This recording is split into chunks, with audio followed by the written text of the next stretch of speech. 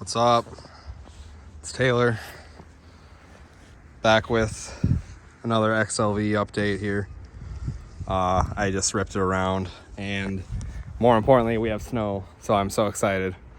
Yeah, super awesome. So the XLV rips.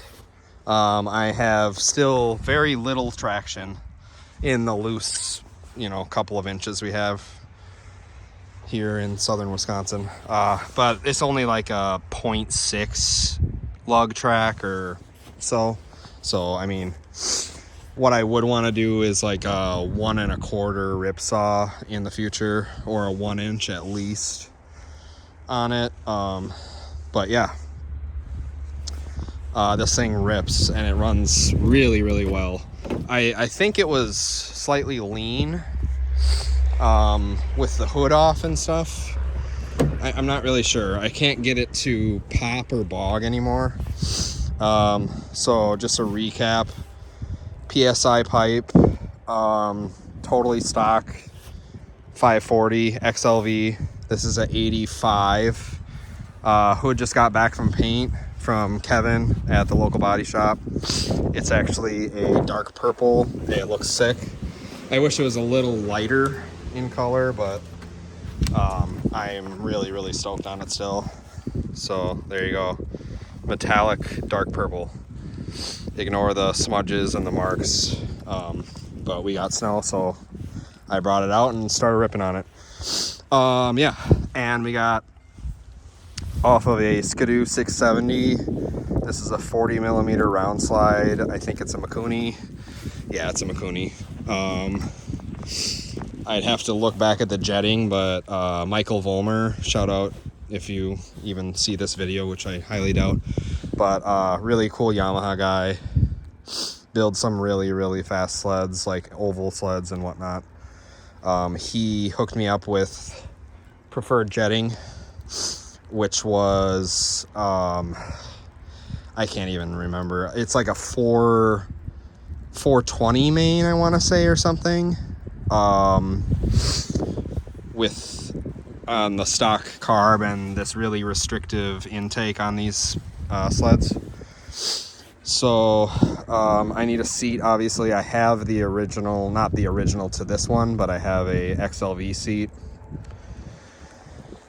off of a later XLV that I will run in the meantime. But what I would want to do is get like a RMK seat that can kind of fit over this tank like this somehow. Or the easier option would be to source a SRV seat, because they're lower profile and they don't have that hump for the two up for the second person, which is what these foot things are for. I'm gonna have to also get a lot more grip on these running boards, because I was sliding all around. I don't have very great traction anyway, so I was just slipping and sliding, but this thing's a blast. It's really light. It's not horribly slow. So I'm looking forward to it. It's gonna be fun. So I'll fire it up for the video here. I also obviously need a clutch guard. I'm missing one pin for the clutch guard, so I don't want to blow my face off. So shout out Keegan Gottsacker. He hooked me up with, Keegan and Greg hooked me up with a clutch guard. I think it's like off of an Enticer or an Exciter or something, because I don't know if it's an original to a 540. But anyway, yeah, enough talking. I'll start it up. It's not nearly as loud as I almost want it to be, but it sounds good.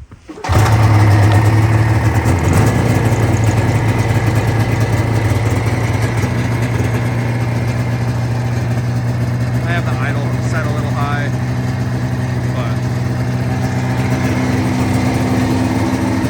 I just had it running.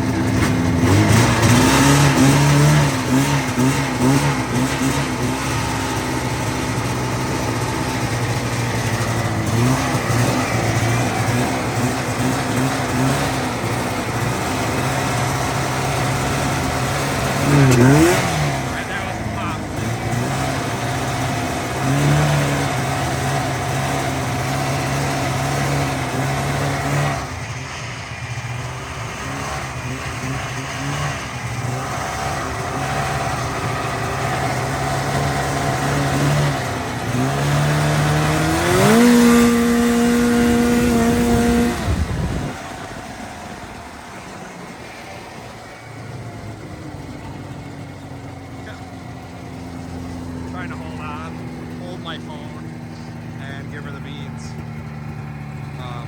Yeah, if I had traction, this thing would be really quick.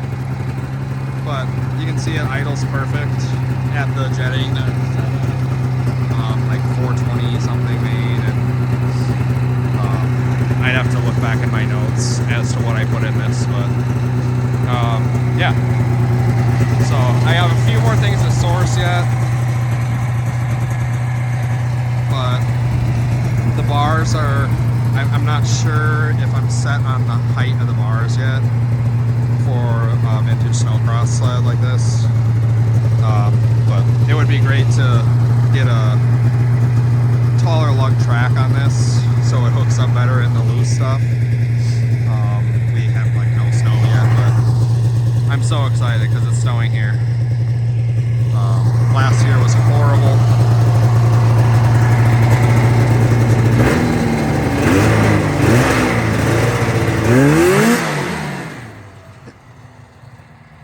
Yeah, and I have to hook up my tether yet,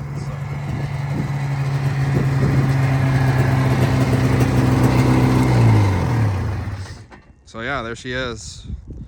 I'm getting really excited. Winter is upon us finally. It's December 19th, so my birthday is tomorrow. I'm an old man now. I feel like an old man with my really old sleds, but yeah, it's beautiful out here. I just absolutely love this. I love that it's snowing. There's a plow truck right there.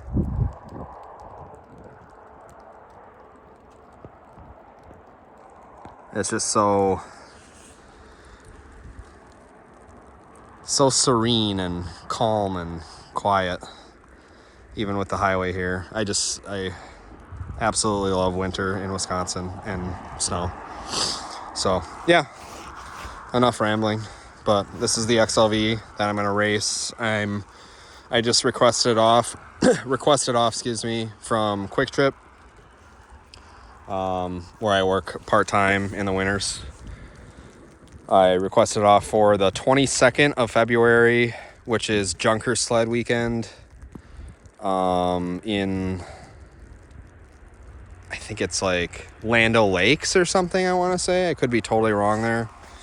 And then I also requested off for February 1st or 2nd, which is Arpin, in Arpin, Wisconsin.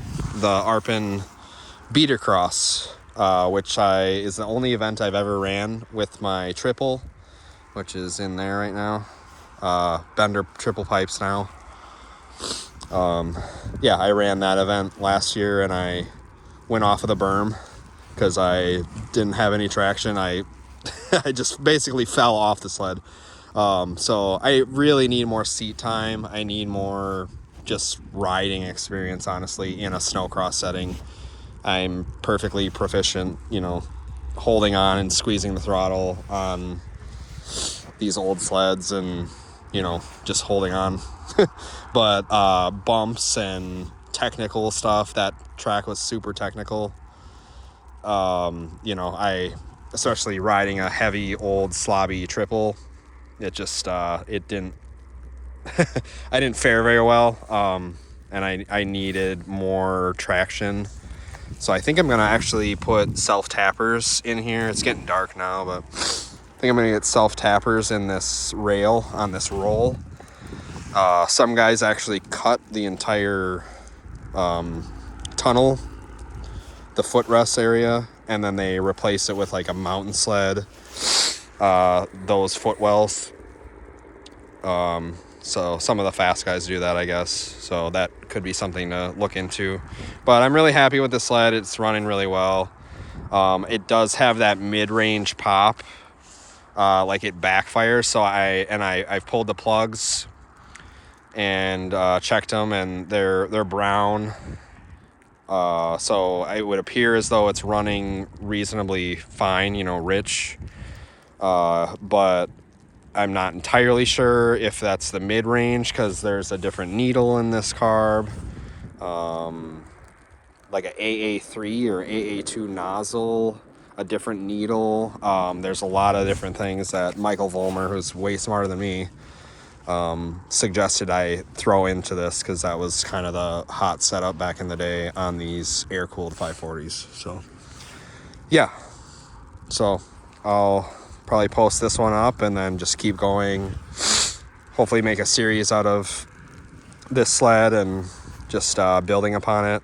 But I'm really happy with where I've gotten it, the things I've invested into it, the money I've dumped into it, and the little bit of work I've done. It's not a crazy build by any means, obviously, but the carb really woke it up a ton over the stock butterfly. So I just got to kind of finesse it and get it so it is definitely not running lean at any point.